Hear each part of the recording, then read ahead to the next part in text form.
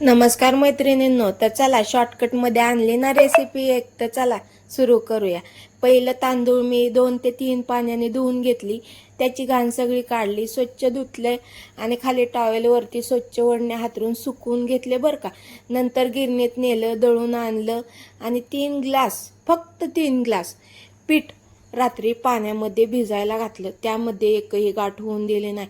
ते स्वच्छ ढवळून घेतलं, हलवून घेतलं, मागं पुढं करून घेतलं आणि सकाळ उठल्या उठल्या पातेल्यात 2 तांब्या पाणी गरम केलं आणि रात्री भिजा घातलेलं त्याच्यातलं वरचं घाण पाणी काढलं आणि ते पाणी गरम झाल्याच्या नंतर त्याच्यात ते ओतून घेतलं. तर अगोदर मी त्याच्यात टाकलेलं थोडंसं जिरं, पापडखार, मीठ आणि थोडंसं तेल. तर हे असं गदागदा हलवायचं ज्याने की एकही गाठ होणार नाही. आणि आत्ता माझ्या ह्या पापडामध्ये गाठ झालेली आहे. तर आपण ह्या बेलण्याने एवढा हलवणार आहे की ह्या सगळ्या गाठी फुटणार आहेत आणि ह्या फोडणारच आहेत, कारण पापड आपल्याला चांगले करायचे.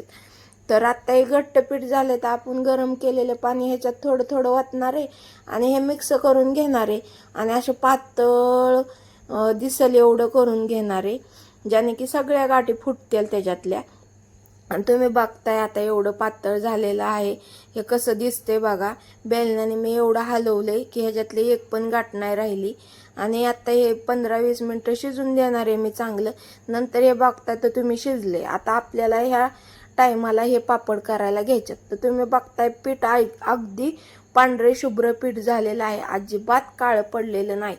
तर तुम्ही बघताय आता एवढे भारी पापड होतात. तर नक्की तुम्ही पण एकदा करून बघा बरं का. गावाकडची ही पद्धत सगळ्यात सोपी आणि सगळ्यात भारी, कोणाची गरज लागत नाही.